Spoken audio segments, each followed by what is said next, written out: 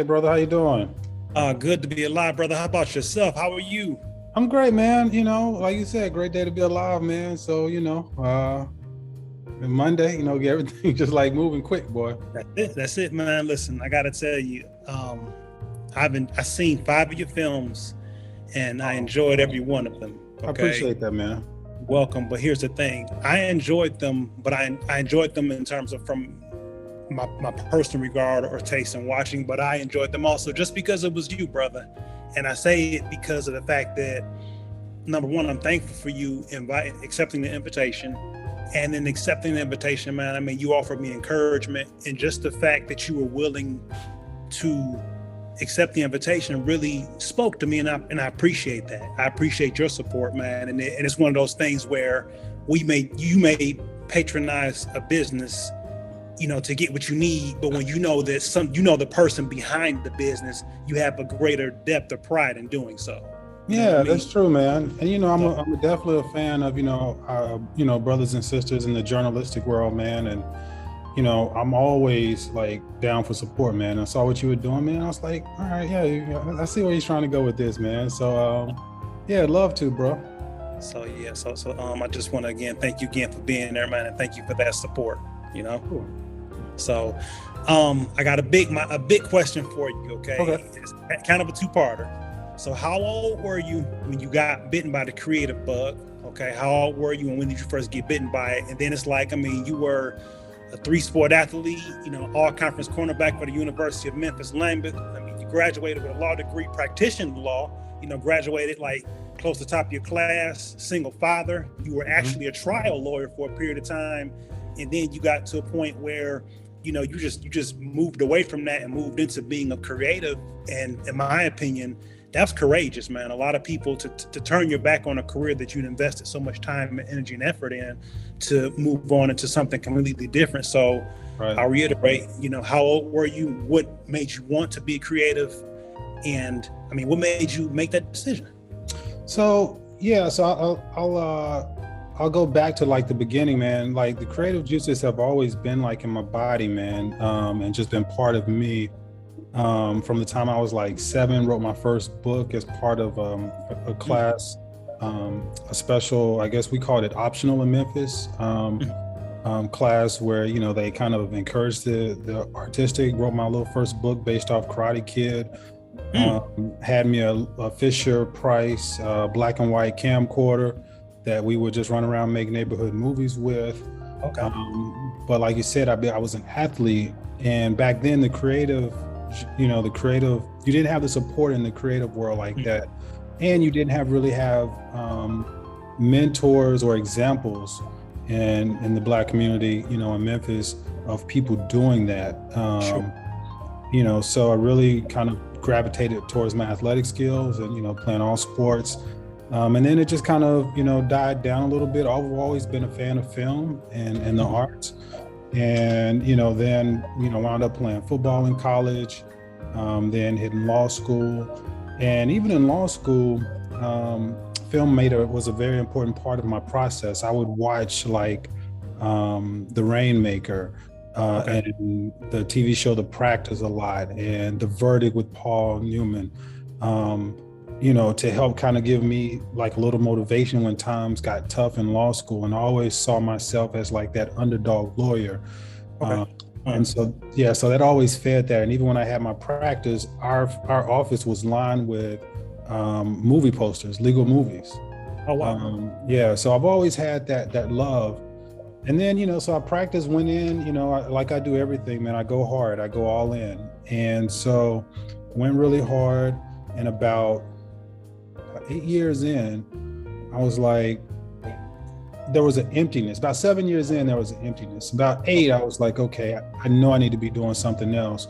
And then about 8.5, 9 in the practice, DSLRs started coming out, like the Canon, what is that, Mark 5, I believe it was. And then the T3i was my first camera. And this was the first time that I had my hands on a device, a tool that would allow me to make a cinematic image.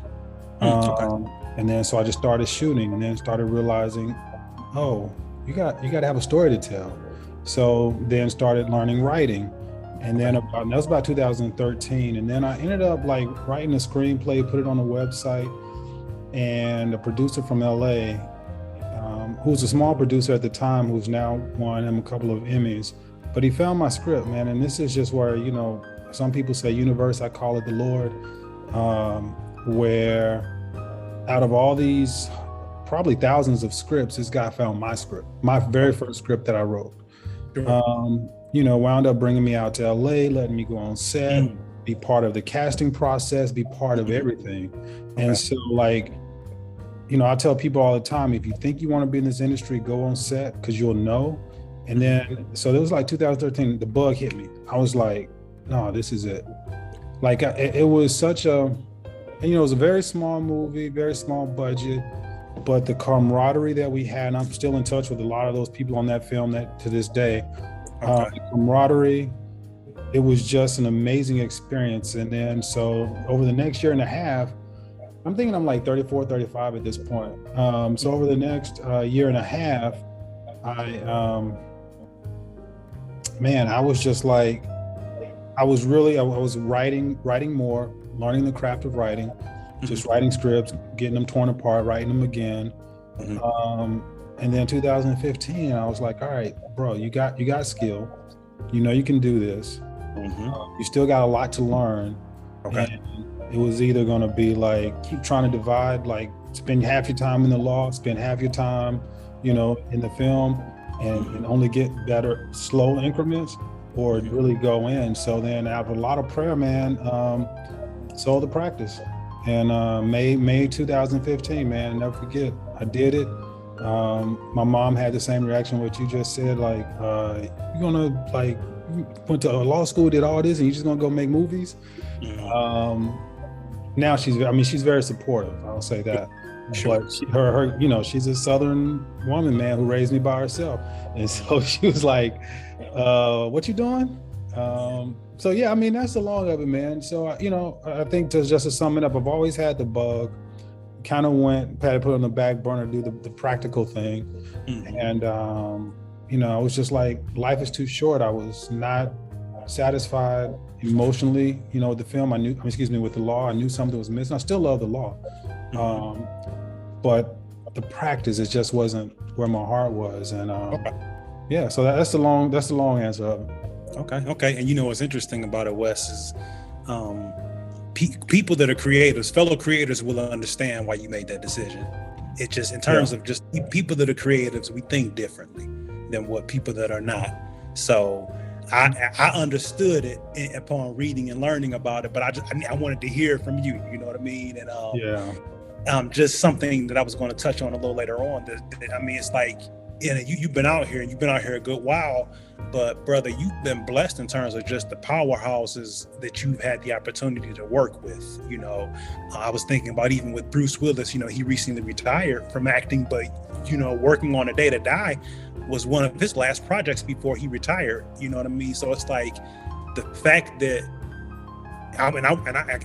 people say, oh man, he blew up overnight, but brother, I know you put in time. So when I say things like in a relatively short amount of time, no disrespect when I say it, but to the person that is ignorant, not knowing, it would seem like a relatively short amount of time. But again, you've worked with just some heavy hitters, and I'm curious to know how does that make you feel, knowing that one of Bruce Willis's last projects was to work with you? I feel like that says a lot about you as a person, as well as the kind of projects that you put out, that he made that decision. So what do you think of that? How do you feel about that? Yeah, it's humbling and honoring.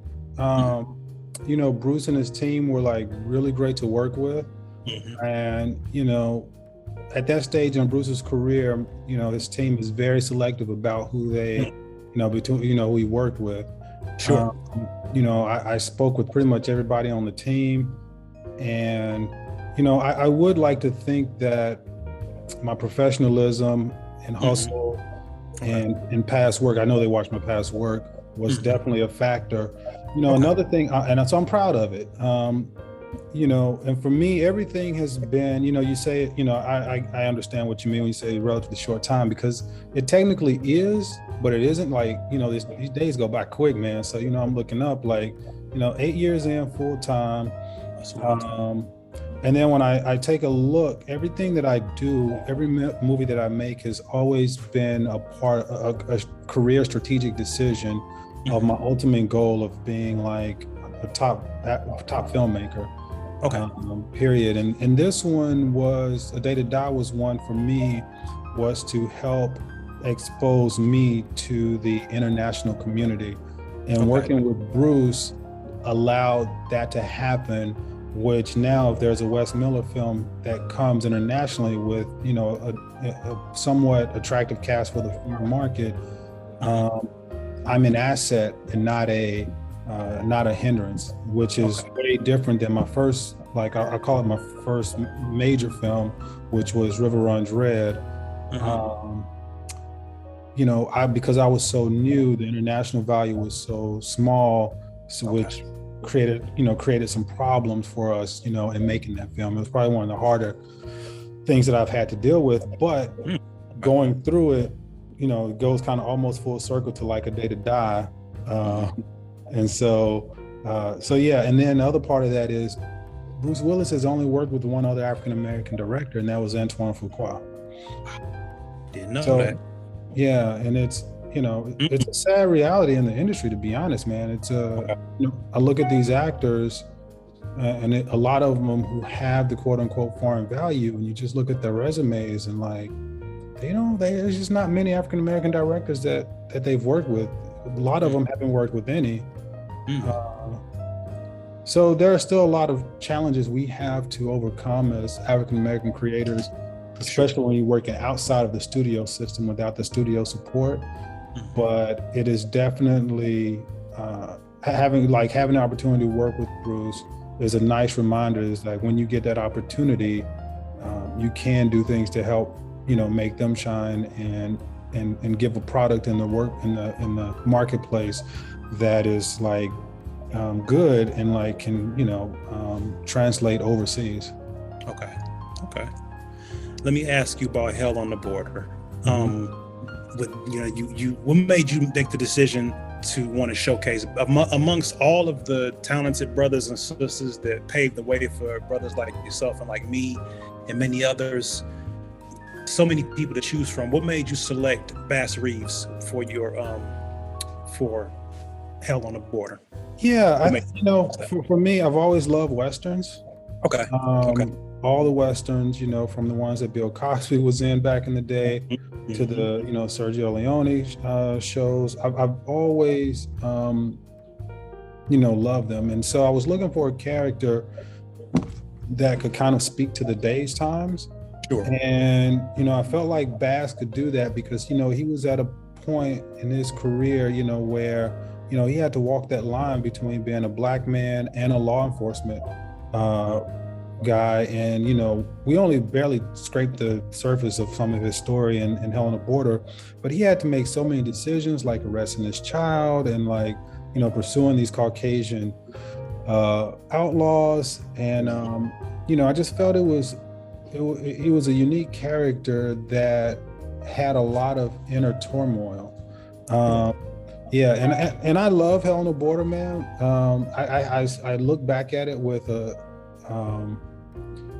fondness, but also a little disappointment because I wasn't able to have all the tools necessary to really dig in. Like I didn't get to shoot it where I wanted to shoot it, so it couldn't have this landscape. But when I look at the performances of like David and Frank and Ron and Gianni and all my stars and Jacqueline, it was super proud of it, you know what I mean? And I still get compliments on it to this day. It's just as a creator, when you look back, you're like, ooh, I wish I could do that differently. Ooh, I wish I could do that differently. But I'm glad it's appreciated. And now Tyler Sheridan's doing a series on Bass Reeves, which I know he's going to have all the resources in the world to do it. Okay. So, but for my money, David Jesse is probably like the best Bass Reeves that you can find in the world. Okay. Yeah, he did. That was an outstanding performance. And, it's interesting when we're building something, as best we can, we try to build with people that have a good attitude, reliability, work ethic. And then all 5 of the films that I've watched of yours, I've seen some reoccurring people, Jacqueline Fleming, Frank Grillo, Curtis Nichols. Aspen Kennedy Wilson, Gianni Capaldi. So I'm getting that those individuals has something about them in terms of how you work with them or how they take direction from you that really resonates with you. So tell me about those individuals that I named. What is it? I mean, all of them in the films I've seen, I enjoyed them. But again, when you do something and you find people that you can trust that will get the job done and they have a regard of integrity and honor, you want to work with them. So I kind of got from seeing those recurring people that meant something like that. So yeah, tell me about them. Yeah, man, playing football, man, you have this teammate mentality. Okay. Right? You have, I hate to use the word locker room mentality because Trump used it in a very derogatory way. But in the football world, there is a locker room mentality, and it's more, brotherhood, and I kind of take that with me in the film world, in the sense of like I love building my film family and people that I love working with. And so the people that you named are all uber talented, first of all. Yes. You can be in the locker room, you can be on the football team, but you're not going to be on long if you don't have skill. Don't mean we don't love you, we don't like you, you're just not meant for the team. So it's very important to have people with talent and skill. First of all, everybody that you named is very talented. And then two, enjoy working with. Like you just enjoy going to work because making a film is hard. So you want to be with people that you enjoy working with. And then third, because it's hard, you have to be with people that when things get difficult, they're going to be there. They're going to have your back. You're going to have their back, and you know that the job's going to get done. And so, yeah, man. So that's like in front of the camera. I got a lot of people that I've worked with behind the camera over and over. My cameraman has been with me since like day one. We've both grown together. A brother named Ron. But yeah, man, I really try to keep people close to me that I trust and I love. And and then when they're talented in front of the camera, that's like a triple bonus. Yeah, absolutely. Do you have any creative insight as far as it relates to the soundtracks for your movies? Like, I mean, with Hell on the Border, I noticed they had that Western music, but it kind of had a modernized aspect to it. You spoke of the Lord earlier, and I did notice some of the music and then even the scriptural verses. How much creative input do you have on those things? I mean, the soundtrack and that on the films also. Yeah, so Sid De La Cruz did that soundtrack, and basically the way it works is I'll sit down with them, we'll watch the movie together, and I'll tell my composer, here kind of like my thoughts. Here's the theme I might want to explore. And with Hell on the Border, there was definitely, I wanted to have something where we bridge like the old with the new and infuse, I'm a hip hop generation, man. So I was like, I want to infuse a little bit of, influences on me in there in a nice way. And I think Sid did a really wonderful job infusing, the Western aspect with the modern aspect. A Day to Die was more, I worked with a guy named Paul Coach on that one.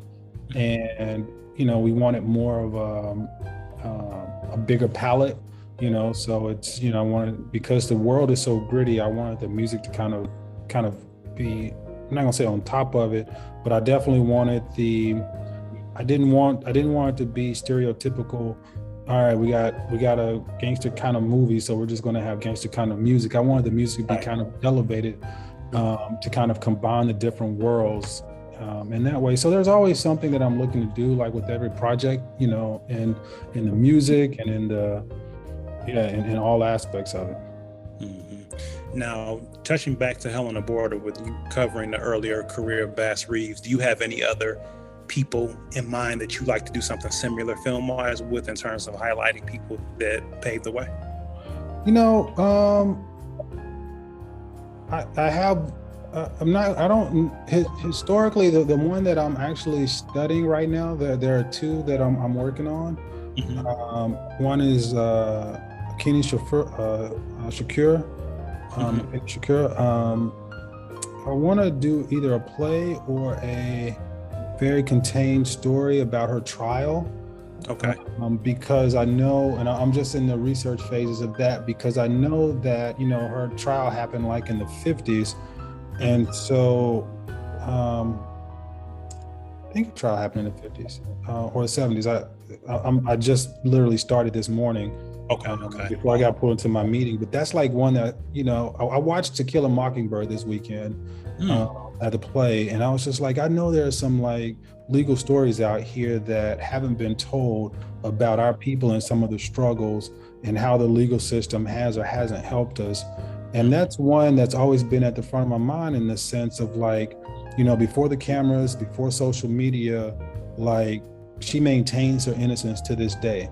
So what, and there are a lot of references to her not receiving a fair trial, and there are a lot of people that said she did receive a fair trial. So I'm working to get the transcript, start breaking it down, and see if we can put, you know, a compelling story together. Is there a really wonderful story there? And another wonderful story that I've been researching is Robert Smalls, he was a slave who wound up commandeering a slave ship, and then had to navigate through like these waters to it's like a counter, you know, like not a spy, but just like undercover. And then later, you know, got his freedom and became like a House of Representatives member. I think that's a wonderful story that we don't know about, you know. And I love the slave stories, you know, in the sense of it helps our generation and younger generation keep a connection of the struggles that we had. I do think it's important for us to highlight some of the individuals that successfully navigated those difficult waters, to help provide even further hope that no matter what circumstances we're in today, that we can overcome them and surpass them and become someone great. And I think Robert Smalls is somebody that exhibits that. Agreed, 110%. Now, of all of the individuals that you had an opportunity to work with, do you have any? I'm sure you enjoy all of those experiences, but do you have any standouts? I seen Mr. Ron Perlman, and you know, I actually had an opportunity to meet him a couple times, shake his hand a couple times, and I'm wondering if he smoked a cigar that I gave him. But how was that experience? Because that brother has been around for a long time, you know, Beauty and the Beast to Hellboy, you know what I mean, in the Golden Army. I mean, so yeah. Who were maybe 2 or 3 standouts in terms of actors that you had an opportunity to work with so far, and who are some individuals that you'd like to work with in the future? You know, it's hard to say, because every movie, I'm amazed with the level of performances that I see. And I think as a director, I've constantly gotten better in being able to communicate with actors on, you know, performance and the work that needs to go in front of the camera. You know, all of them have helped me grow so much, you know, from my regulars like Jacqueline and like Aspen. You know, Frank has helped me grow. I think if I had to like say one person, there are a couple of people in the movie I just finished that I can't really discuss yet because they hadn't been announced, that I would probably name. But Leon, From a Day to Die, was you know, somebody that as a kid, you know, watching Above the Rim, you know, Cool Runnings and The Temptations, like he was almost like a bigger than life figure, you know, to me. And so, you know, when we first had our Zoom call, you know, he asked me a couple of questions that were really, really helpful. You know, it's like, you know, so, you know, well, who are you as a filmmaker? You know, like, what do you want to be as a filmmaker? And then, you know, we talked around a little bit, and I was just like, you know, filmmaker who make action movies that have social relevance. He was like, well, there you go. You're a filmmaker who makes socially relevant action movies. I'm like, yeah. And then just his level of professionalism on set was great. Then on Helena Border, David Jesse is such a freaking like professional, and watching his process just had me like really enamored and honored to like be working with, you know, actors. And just, I don't know, you know, he just has a different process, but it was so wonderful watching. You know, Ron and Frank, really helped me grow and being able to be strong and exhibit strong leadership without compromising who I am, in the sense of I'm not going to yell at you too quick. Right. But when it's time, sometimes you just have to do what you have to do. Sure. Yeah, man, I can go on and on, man. Yeah, I think, yeah. And then for who I want to work with, man, I just want to work with talented actors who, we're just cool people, man. I just have I don't like working with, buttholes. Yeah, but there's so many wonderful, wonderful actors. I did this small piece last summer with three relatively unknown actors, a couple of newbies. I loved all of them. It was such a wonderful experience, and people will know their name one day. They just don't yet. But these are more theatrical actors. That just taught me so much. We did an experiment, and them just trusting me, with this crazy way to shoot was wonderful. So, yeah, man, that's a long way of saying there are a lot who have touched me, and a lot that I would love, continue to work with.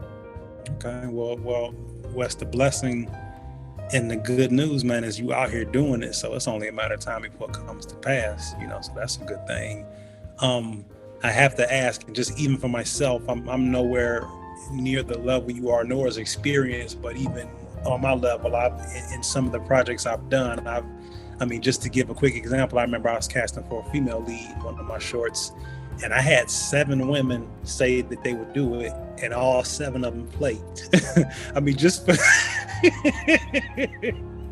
so I said that I shared that story with you to ask, do you have a story or something interesting that happened that was weird or interesting like that? I'm sure it would be on a better, greater level, but just, I know you can identify with it, but do you have a story to give me some hope, just to remind me?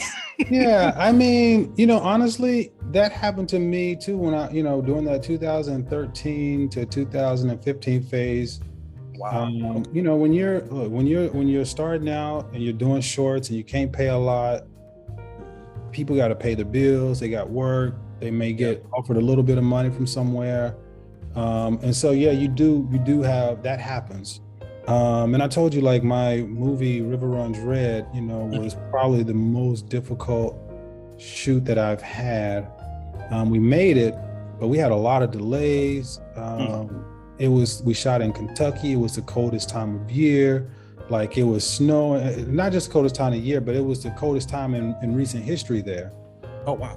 People stole some camera gear. People stole, what do you call that thing? A little trailer with art supplies on it. If it could go wrong, it did go wrong. The film it was underfunded, it was tough.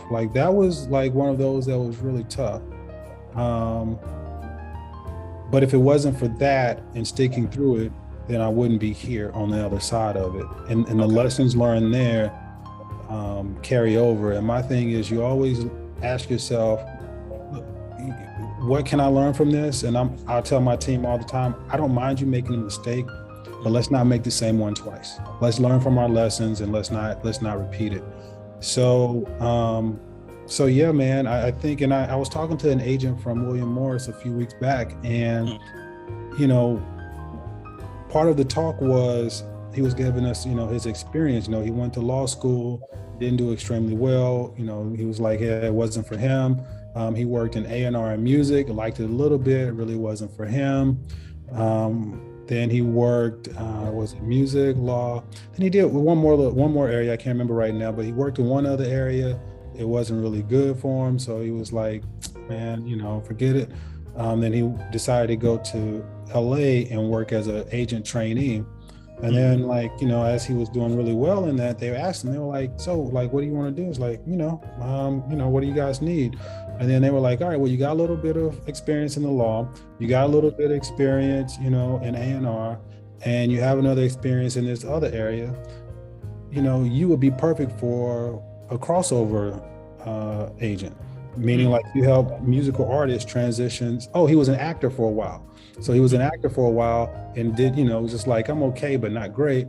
And so because he had acting experience, the music experience, and legal experience, enough education and all, they were like, this gives you great grounding. So while it looked like he was failing or not being successful in these different endeavors, he was really being molded to be who he is now. And now he's like a top crossover agent at William Morris.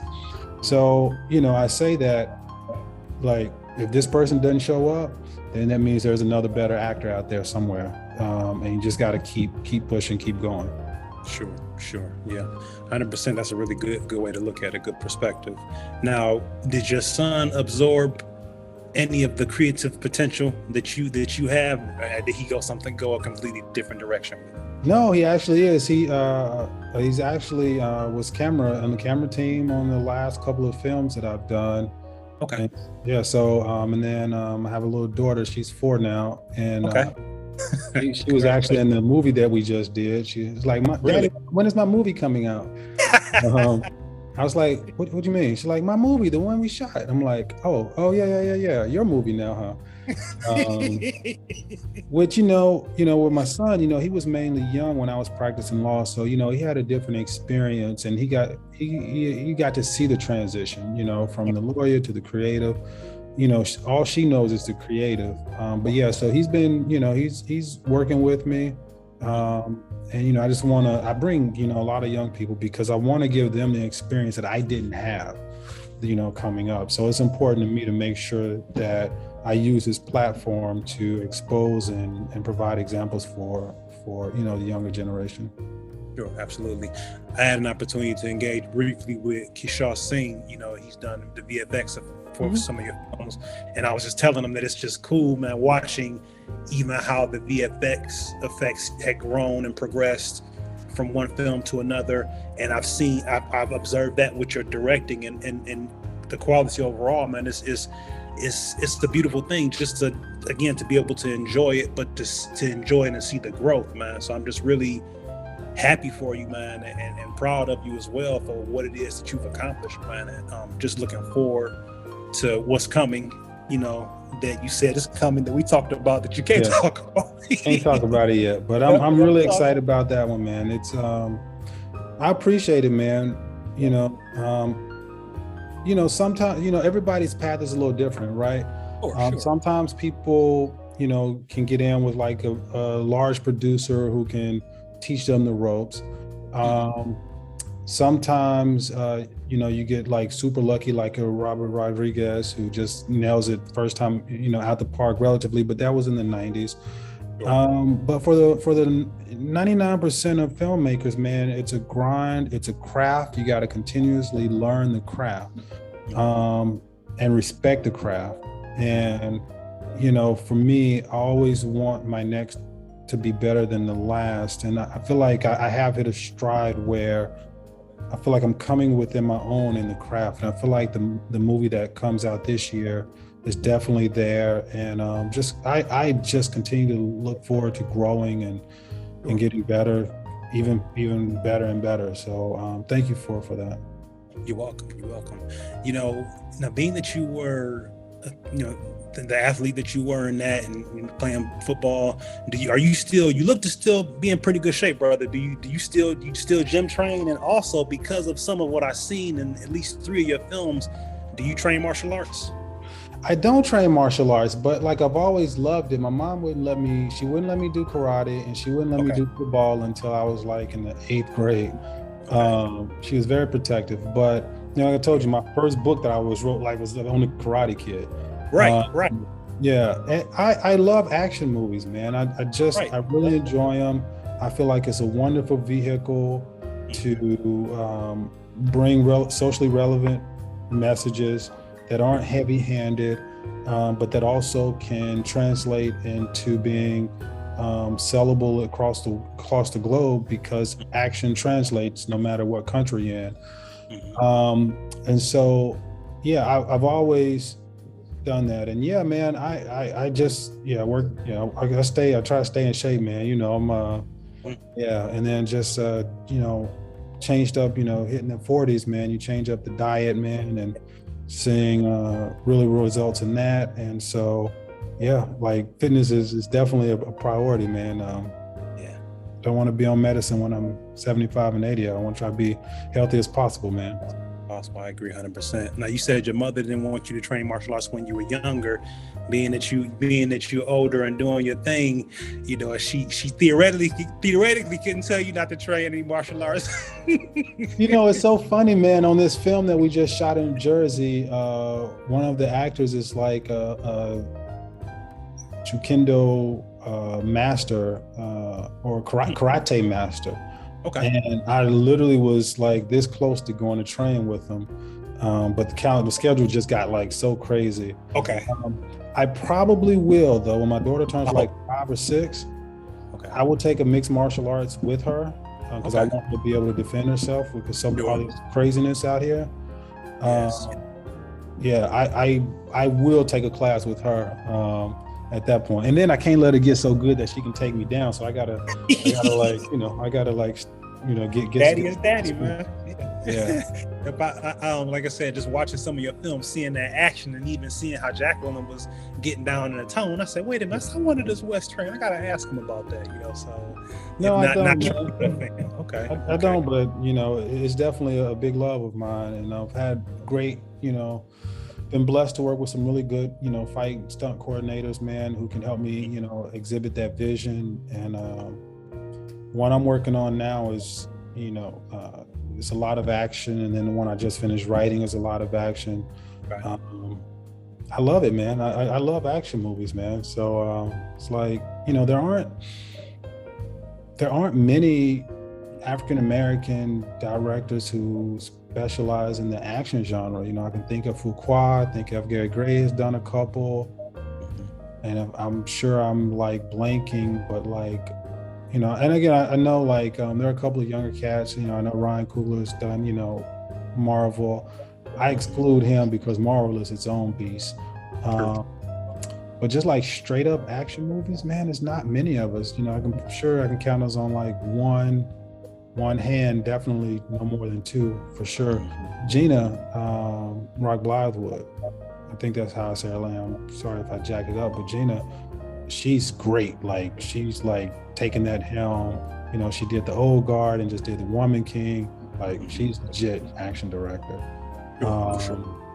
Black, white, female. She rocks. So yeah, man, I that's kind of where I want to be, man. I want to be in that space, but I also don't want to be just limited to that. Sure. You got like somebody like Steven Spielberg, they go genre. Like I want to be genre agnostic. I want to be able to find a script that I love and know I can execute the script and execute a vision for the script. So that's why I try to do a little bit various, do the Western, do a courtroom drama. Just did a contained action, then so it's mostly hand-to-hand combat. So yeah, so like I want to keep it as varied as possible. Okay, what's a word of encouragement that you would give someone that's experiencing tough times? Don't quit. Okay. I mean, it's I've had those tough times, and I've had to look myself in the mirror and be like, if you're doing what you love, and outside of the hardship that you're having doing it, you would be happy, then you got to keep pushing through the hardship. And the difficult thing is when we're in those valleys, we don't know what's on the other side of that hill. And if we stop while we're in that valley, and if we don't climb and go look over that next hill, then you lose that blessing. And in this industry, perseverance is the one quality that you have to have. You're going to get 1,000 no's, period. I've heard it from top level directors to fledgling directors. It is just the nature of the industry. You're not unique in that sense. It hurts. You hate to be told no. It's just part of it. And every no you get, you collect your no's, because you got to get so many to get to that yes. Yes, sir. Don't stop before you get that yes. Because that next inquiry that you make could have been that yes, but you stopped because you got discouraged don't stop. Um, that would be it, man. It's just like, don't quit, don't stop, and respect this craft. Understand that it's not going to be given to you overnight. Sure. Your first draft of your script isn't going to be amazing. Your third draft probably won't be. It doesn't mean you suck. It means that you're learning the craft and crafting a good story, and just keep going. Absolutely. Wes, what is a word of encouragement that you wish someone had given to you when you were experiencing a tough time in your life? And it could have been when you were in your 20s, 30s, a teenager. If you remember moments in your, 7, 8 years old, what's a word of encouragement that you needed at a particular point in time that you wish someone had given to you? I'm thinking back, probably like, I don't know if I have one, and the reason is twofold. Okay. I had coaches that were always there. I didn't have my dad around, but I did have coaches. And my mom, her main advice was always pray about it. Like, if that's the advice, you pray about it. Like, that's pretty much the cure for all ailments in this world. Now, prayer without action, faith without action is dead, right? So you can't just sit there and pray and sit, but you got to pray and move. So I got that. Part of me would be like, man, like, don't feel the need to go the safe route, but at the same time, if I didn't go the lawyer route first, I don't know if I was mature enough to handle this industry in my mid-20s. I was such a hothead. So it's kind of like, it's kind of like the advice that I got is the advice that I took that led me to this road. And I don't think I would undo anything that I've done in the past, other than like a little trouble I got into as a kid. Like, stay at school. Don't skip this class this day. Don't get in the car with these fools. There are a couple of times like that where you're like, oh, man, why did I get in the car with these fools? Get pulled over. Now I'm in trouble because they're in trouble. Stuff that I could have saved my mom some heartache on when I was younger will probably be it. Like, stay your butt in school. Like, that would probably be it, to be honest with you. That'll work. Well, listen, good brother, I have to reiterate, my gratitude for you taking the time to have a conversation with me. I sincerely appreciate it. Looking forward to the project that's coming that we talked about. Looking forward to the other project that you hinted during our conversation coming as well. Going to keep my peepers peeped, for when they drop. Definitely will be checking them out, man. So, all right. Well, I appreciate you, man. Thanks for having me on. You're very welcome. Keep up the good work, man. Definitely believe in God and praying success, continued success for you. All right. Appreciate it, man. Thank you so much. Sir. You're welcome. Take care. All right.